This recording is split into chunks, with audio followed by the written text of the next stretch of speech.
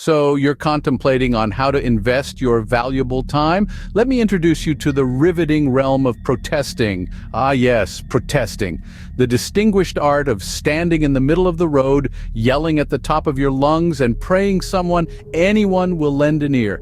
It's the ideal pastime for those blessed with an abundance of time and an apparent absence of common sense. Ever aspired to feel like a hero without actually performing anything heroic?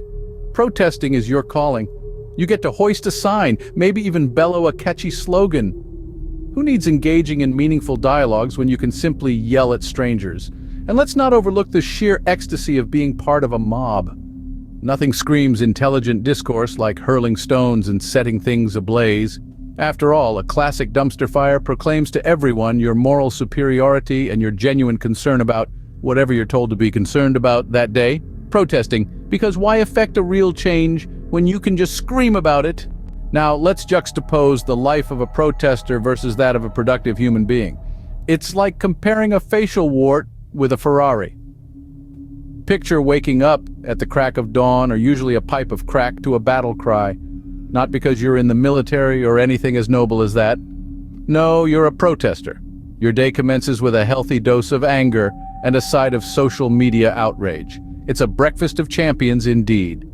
You then head out to the streets, not to contribute to society, but to shout slogans and wave placards. On the flip side, we have the productive individual. They rise early too, but their battle cry is an alarm clock. Their morning routine includes a balanced breakfast and a quick scan of the news, not to find something to be irate about, but to be informed. They then head out, not to the streets, but to their jobs where they contribute to society and earn their living. Now let's discuss the daily grind. For the protester, it's all about destruction. They take pride in pulling down statues, burning flags, and generally causing a ruckus.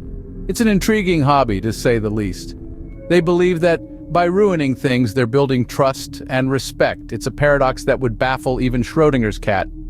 In contrast, the productive individual spends their day creating, innovating, and solving problems. They build things, not destroy them. They foster trust and respect through their actions and accomplishments. It's a concept so straightforward, yet so alien to our protester friend. And let's not forget about satisfaction. The protester's satisfaction stems from the chaos they create. It's a fleeting high akin to a sugar rush, but the productive individual, their satisfaction is derived from their achievements, from knowing they've made a difference. It's a steady, fulfilling sensation, like a hearty meal. So do you want to be a wart on the face of humanity or a Ferrari? The choice is yours. Bravo!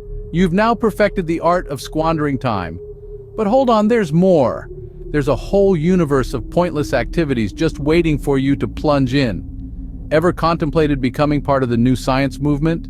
No knowledge of biology, physics, or even basic principles of logic? You'd fit right in. Nothing says time well squandered like trying to prove the earth is as flat as a pancake. Or perhaps you'd prefer to dedicate your life to finding a communist utopia. Spoiler alert, it's only found on Earths that are shaped like waffles. Have you considered the delights of arguing with strangers on the internet? It's like shouting into a void, but with the added bonus of occasional hate mail. Or you could pick up a hobby like collecting dust. It's low maintenance, and the best part, it's ubiquitous. And don't forget, there's always the option of watching paint dry. It's a real nail biter. Will it dry glossy or matte? The suspense is unbearable. Remember, life's short. Why spend it doing something meaningful when you can squander it instead?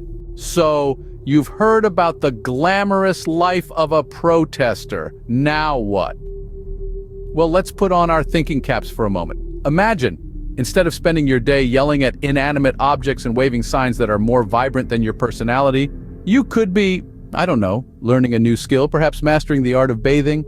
Just saying. Now I know what you're thinking. But the thrill of pulling down a statue is so exhilarating. Sure, but have you ever tried completing a 1,000-piece jigsaw puzzle? Now that's a rush.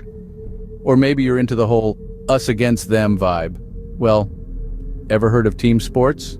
You can get all the camaraderie, adrenaline, and even the occasional riot minus the tear gas. Bonus points, you might even get fit.